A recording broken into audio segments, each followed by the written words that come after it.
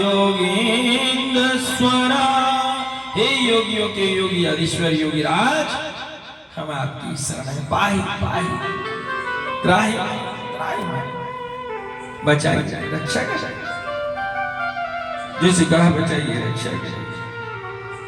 भगवान नारायण ने कहा क्या हुआ कि प्रभु ताड़िकासुर ने हमारा सबका जीना आराम कर रखा है।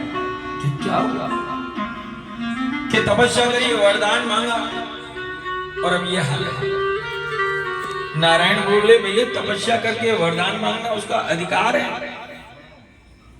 उसने कुछ गलत तो किया ही। हाँ आपको तकलीफ दे रहा है सो कहा प्रभु बचा।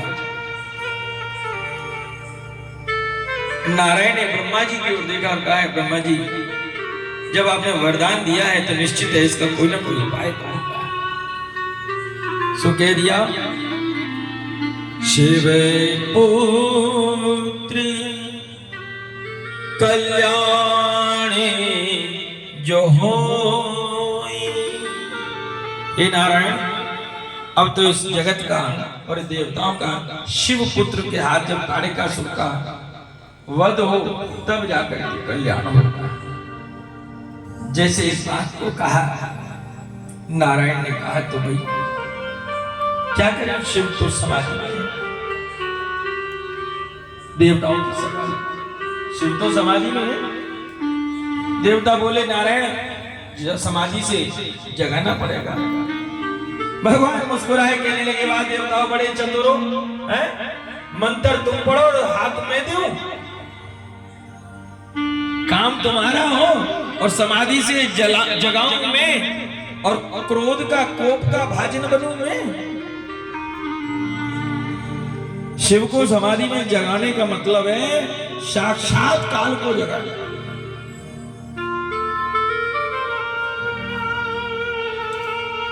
सब देवता सोचने लगे लेकिन महाराज किसी ना किसी को तो आगे आना होगा। नारायण ने कहा कि देखो भैया अगर तुम इतने देवता हो, तुम में से अगर कोई एक आध कम हो गया तो कोई बात नहीं है, काम चल जाएगा। इतने देवताओं में से एक आध कम हो गया तो काम चल जाएगा, और मैं अकेला अगर चला गया तो काम नहीं चलेगा। तो तय तुम करो।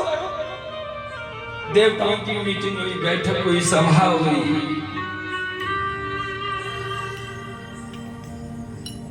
देवराज इंद्र ने जब सब सभा के बीच में बात को रखा तो इस बीच में कामदेव को आगे किया। कामदेव तैयार हो गए शिव की समाधि के लिए।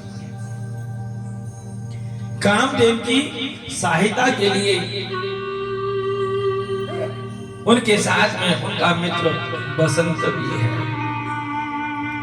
कामदेव ने से सब देवताओं ने कहा, नारायण ने कहा कि एक व्यक्ति के मर जाने से अगर परिवार खुश रहता हो, अगर एक व्यक्ति के मर जाने से परिवार खुश रहता हो तो उस व्यक्ति को मर जाना चाहिए। एक परिवार के मरने से गांव अगर खुश रहता हो तो परिवार को चला जाना चाहिए, और गांव के जाने से राष्ट्र अगर हित होता हो तो गांव को चला जाना चाहिए। जैसे इस बात को सुना कामदेव ने कहा ठीक है, और आज कामदेव अपने काम के बाद और अपनी पत्नी देवी रति को साथ में लेकर मित्र बसंत के साथ और श्री भगवान आशुतोष की समाधि स्थल श्री कैलाश की ओर गए। महादेव बिल्कुल मौन, पूरा कैलाश मौन, केवल समाधि, केवल ध्यान। कामदेव पहुंचे, महादेव को दूर से प्रणाम किया है। हे महादेव, जगत कल्याण के लिए मैं अपराध कर रहा हूं, मेरा निजी कोई स्वार्थ नहीं है, मुझे क्षमा दान दीजिए। जैसे कामदेव ने प्रणाम किया, बसंत ने अपने तरकस में से सुगंधित पुष्पों के बाण को निकाला और कैलाश की ओर छोड़ा। जैसे कैलाश पर बाण गया, पूरा कैलाश लता पत्र पुष्प खुशबू से महक उठा। क्योंकि जब बसंत ऋतु आती है ना, तो आपने देखा होगा पूरी पृथ्वी हरी भरी हो जाती है। तो आज पूरा कैलाश खुशबू में मादकता में छा गया। विभिन्न विभिन्न प्रकार के पुष्प अपनी खुशबू बिखेरे, मादकता। कामदेव अपनी पत्नी रति के साथ और कैलाश पर काम क्रीड़ा करने लगे। और आज कामदेव ने अपना काम के शस्त्र को निकाला, प्रत्यंचा खींची और काम बाण को लेकर के और अपने धनुष पर जैसे ही चढ़ाया। कामदेव जानते हैं कि आज मेरा आखिरी दिन है, और लिया जैसे काम के बाण को खींचा और खींचकर जैसे शिव की ओर छोड़ा, और जैसे ही गया और शिव को लगा, और शिव को लगते ही शिव की समाधि, जैसे ही शिव की समाधि टूटी, तीसरा नेत्र खुल गया। क्रोध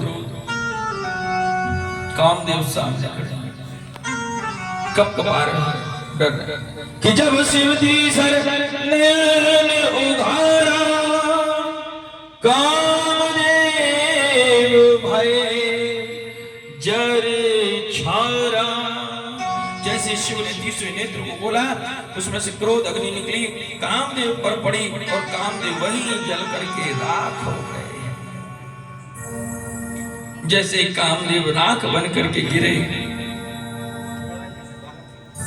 शिव का थोड़ा क्रोध शांत हुआ। कामदेव की पत्नी देवी रति गई और शिव के पास स्तुति गाई गई, वंदन किया है और कहा कि महादेव, आप स्त्रियों को सौभाग्य देते हैं, आप मेरी विधवा होने का कारण कैसे बन सकते हैं? मुझे मेरा पति लौटा दीजिए, क्योंकि जगत कल्याण के लिए मेरे पति ने ये कृत्य किया था, बाकी उनका कोई अपना निजी स्वार्थ नहीं है।